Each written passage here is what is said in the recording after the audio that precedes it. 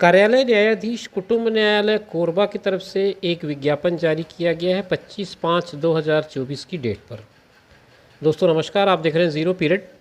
इस विज्ञापन के बारे में हम लोग चर्चा करेंगे, मगर इसके पहले मैं आपको बता दूं, अगर आप इस विज्ञापन के संबंध में आवेदन करेंगे तो आपको इस बात का ध्यान रखना है कि आवेदन स्पीड पोस्ट या रजिस्टर्ड पोस्ट के माध्यम से ही करें। अन्य किसी भी माध्यम से आवेदन पत्र स्वीकार नहीं किए जाएंगे। तो ये ध्यान रखें, आप स्पीड पोस्ट से करें या रजिस्टर्ड पोस्ट से करें। लास्ट डेट इसकी 21 जून है, शाम 5 बजे तक पहुंच जाए, इस बात का ध्यान रखेंगे। किन पदों के लिए विज्ञापन जारी किया गया है वो हम समझेंगे, मगर उसके पहले इसकी जो भूमिका है जो पत्र में लिखी गई वो मैं आपको बता दूं। कार्यालय न्यायाधीश कुटुंब न्यायालय कोरबा के अंतर्गत वाहन चालक, आदेशिका वाहक और चौकीदार आकस्मिकता निधि, मतलब ये 2 कैटेगरी के पोस्ट हैं और ये एक अलग कैटेगरी का पोस्ट है जिसमें आकस्मिकता निधि से पेमेंट किया जाना है। इसके लिए सीधी भर्ती होनी है और भारतीय नागरिक एवं भारत शासन द्वारा मान्य श्रेणियों के अभ्यर्थियों से निर्धारित प्रारूप में आवेदन पत्र आमंत्रित किया जा रहा है। आवेदन पत्र आमंत्रित करते समय वो पूरा डिटेल आपको दे रहे हैं। वाहन चालक का एकमात्र पद है जो मुक्त है, अनारक्षित है। आदेशिका वाहक का एक पद है जो अनुसूचित जाति के लिए मुक्त है। इस तरह से ये 2 रेगुलर पोस्ट हैं। और उसके अलावा अगर मैं बात करूं आकस्मिकता निधि का, तो चौकीदार का एक पद है जो कि मुक्त है। तो ये इस तरह की पोस्ट है जो आपके सामने आई हैं और इनके पदों की संख्या में वृद्धि या कमी दोनों हो सकती है, लिखा हुआ है। It is made clear that the appointment shall be subject to result और फाइनल आउटकम ऑफ SLP। तो विज्ञापन में कोई भी कोरिगेंडम जारी करना या चयन प्रक्रिया में किसी प्रकार का परिवर्तन करना भर्ती समिति का अधिकार होगा। सिंपल सी बात है ये। और कुछ महत्वपूर्ण बातें हैं, मैं स्क्रॉल करके आगे बढ़ता हूँ। पद नाम के साथ क्या सैलरी होगी और क्या इसके लिए शैक्षणिक योग्यता होनी चाहिए वो जान लेते हैं। वाहन चालक के लिए आपको L4 का मैट्रिक्स मिलता है। L4 का मैट्रिक्स कहने का मतलब 19,500 की बेसिक स्टार्ट होगी, 62,000 तक जाएगी। और इसके लिए किसी भी मान्यता प्राप्त बोर्ड या शिक्षण संस्था से 8वीं उत्तीर्ण होना ज़रूरी है। कमर्शियल वाहन परिवहन का वैध अनुज्ञप्ति मतलब लाइसेंस, वैलिड लाइसेंस आपके पास होना चाहिए।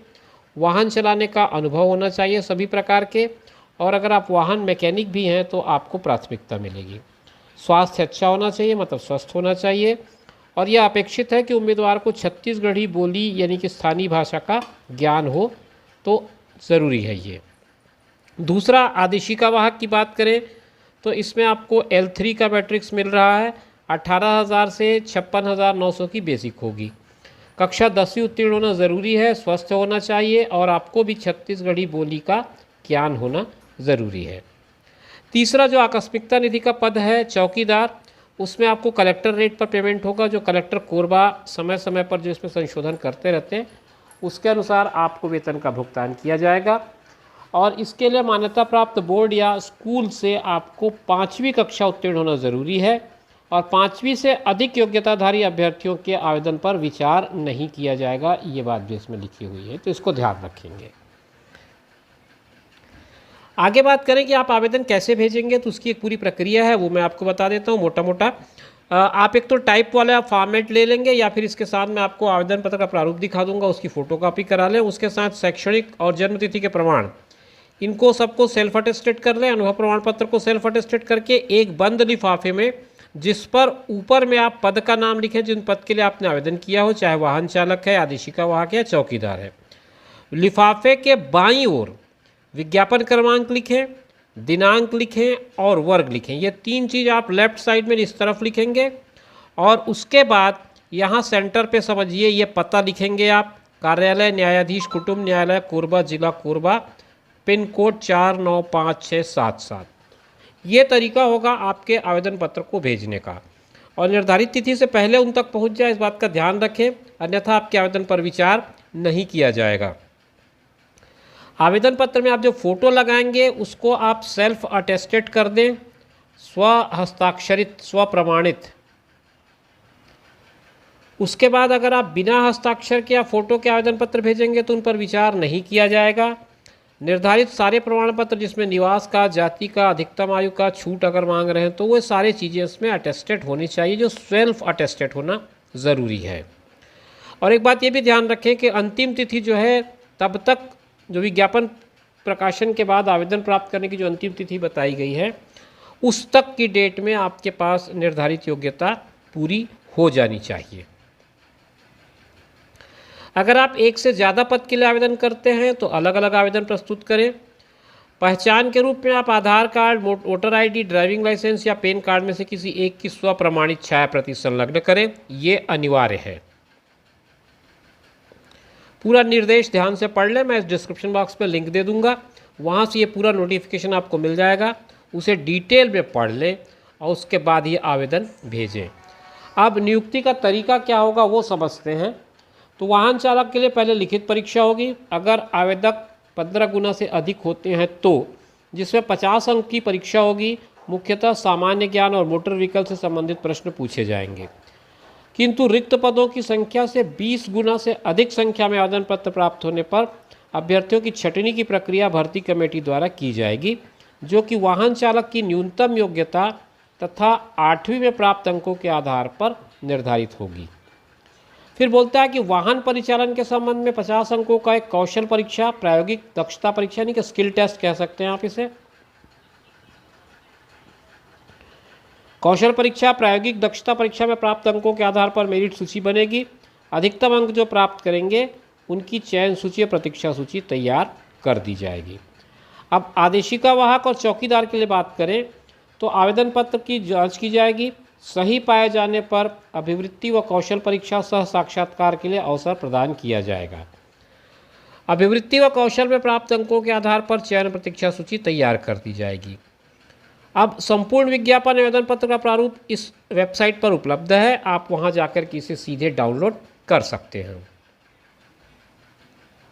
कुछ और इम्पोर्टेंट नोट है, जब स्किल टेस्ट होगा तो उस समय आपको सारे ओरिजिनल डॉक्यूमेंट को लेकर आना है और मूल प्रमाण पत्र के जांच के बाद ही आपको स्किल टेस्ट में बैठना दिया जाएगा।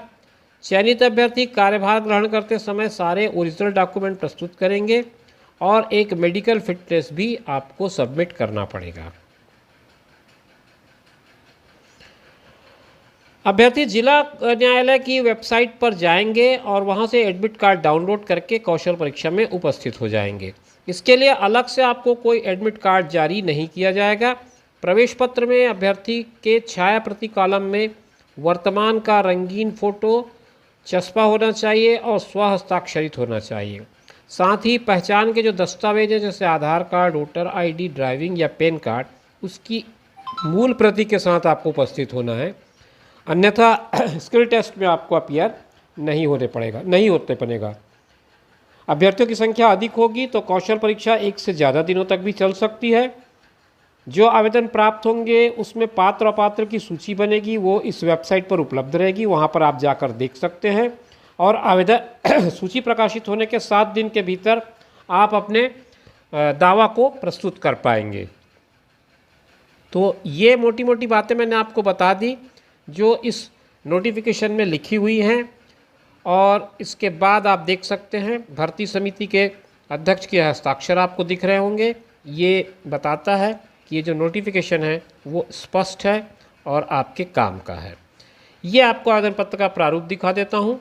ये आप आवेदन पत्र का प्रारूप देख सकते हैं। यहाँ पर आपको अपना फ़ोटो पेस्ट करना है और जो जानकारियाँ पूछी गई उसको भर करके और सारे डॉक्यूमेंट्स के साथ आपको ये डॉक्यूमेंट्स अटैच करने हैं, उसकी पूरी सूची बना करके और नीचे घोषणा पत्र में हस्ताक्षर करना है और यहाँ पर एक हस्ताक्षर होगा। तो इस तरह से आपको ये आवेदन सबमिट कर देना है। सबमिट करने का तरीका मैंने पहले ही आपको बता दिया है। उसके लिए आपको रजिस्टर्ड पोस्ट या स्पीड पोस्ट का उपयोग करना है, अन्य कोई माध्यम का उपयोग ना करें। तो मित्रों, ये थी जानकारी जो कोरबा न्यायालय की तरफ से जारी की गई थी। अगर आपको किसी भी तरह की कोई शंका हो तो आप कमेंट बॉक्स में लिख सकते हैं। वैसे डिस्क्रिप्शन बॉक्स में ये पूरा नोटिफिकेशन आपके लिए मैं दे रहा हूँ। फिर मिलेंगे, नमस्कार।